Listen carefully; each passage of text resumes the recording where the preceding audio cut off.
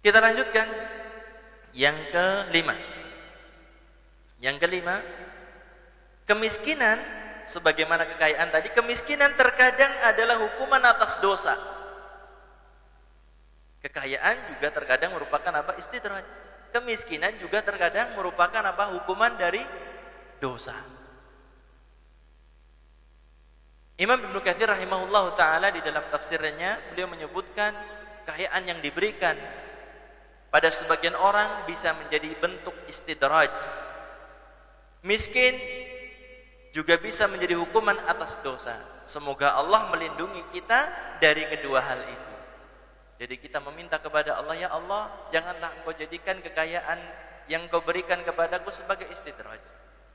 Ya Allah, janganlah Engkau jadikan kemiskinan yang menimpa diriku ini sebagai hukuman atas dosaku di masa yang lalu. Kita minta kepada Allah perlindungan dari dua hal ini. Kekayaan yang merupakan istidraj dan kemiskinan yang merupakan hukuman atas dosa dari maksiat yang belum sempat kita bertobat kepada Allah Subhanahu wa taala. Allah Subhanahu wa taala menyebutkan wa ma asabakum min musibatin fabima kasabat aydikum wa ya'fu an katsir. Apa yang menimpa kalian berupa musibah, fabima kasabat aydikum, adalah karena ulah tangan kalian. Wa ya'fu an katsir, dan Allah Subhanahu wa taala itu memaafkan kebanyakan dari kesalahan manusia. Masih dimaafkan, masih diberikan waktu manusia ini di alam dunia ini untuk hidup, untuk beribadah kepada Allah, untuk banyak istighfar, banyak bertobat kepada Allah. Ada kesempatan. Kalau kita manusia itu dihukum karena dosa-dosa kita, habis, nggak ada sisa manusia di alam dunia. Walau yu'akhirullahu an-nasa bima kasabu ma taraka ala dhahriha min dabbah. Kalau seandainya Allah Ta'ala mau menghukum manusia karena ulah tangannya, karena dosa-dosa manusia,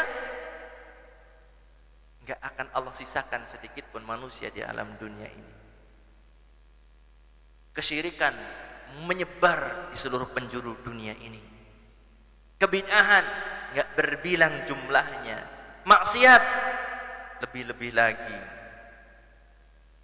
Kalau Allah Ta'ala mau menyiksa hambanya karena dosa yang dikerjakan, habis manusia. Tetapi Allah Subhanahu wa Ta'ala masih memberikan waktu kepada hamba untuk memperbaiki diri, untuk bertobat kepada Allah Subhanahu wa Ta'ala. Saudaraku sekalian rahimani wa rahimakumullah, kekayaan dan kemiskinan adalah sesuatu ketentuan dari Allah Subhanahu wa Ta'ala yang pasti berlaku pada hambanya, nggak bisa tertolak, nggak bisa dihilangkan. Sikap kita yang paling bagus adalah bekali diri dengan iman. Kalau nggak dengan iman, berantakan hidup kita. Kekayaan nggak ada artinya kalau nggak ada iman. Kemiskinan, kesengsaraan di atas kesengsaraan kalau nggak ada iman. Maka Nabi SAW beliau menyebutkan dalam hadis riwayat Ahmad, beliau mengatakan, ajibtu lil mu'min, innallaha la yaqdi lil mu'mini qada'an illa kana khairan lahu. Aku begitu takjub, begitu heran terhadap seorang mukmin, kata Nabi. Sesungguhnya tidaklah Allah Ta'ala menentukan takdir bagi seorang mukmin, melainkan itu adalah yang terbaik baginya. Bayangkan Pak, Bu, kalau jenengan bekalnya iman, apa saja ketentuan Allah yang diberikan sama jenengan itu adalah yang terbaik.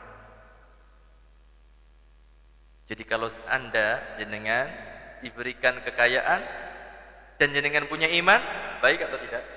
Baik. Karena jenengan akan bersyukur kepada Allah, akan menggunakannya di jalan Allah Subhanahu wa Ta'ala. Kalau jenengan diuji dengan kemiskinan, kemudian jenengan punya iman, juga itu merupakan kebaikan karena jenengan akan bersabar dalam ujian tersebut. Saudaraku sekalian rahimani wa rahimakumullah, ini mungkin materi kedua yang singkat. Semoga Allah Subhanahu wa Ta'ala menjadikan kita bisa mengambil pelajaran dari apa yang telah kita kaji bersama pada kesempatan pagi menjelang siang hari ini. Yang benar dari Allah, yang salah dari diri saya pribadi dan juga dari syaitan. Semoga Allah Subhanahu wa Ta'ala berkenan untuk menjaga kita semuanya dari ketergelinciran. Amin ya rabbal alamin. Untuk selanjutnya mungkin sesi tanya jawab, kalau mungkin ada yang ditanyakan dari materi yang saya sampaikan.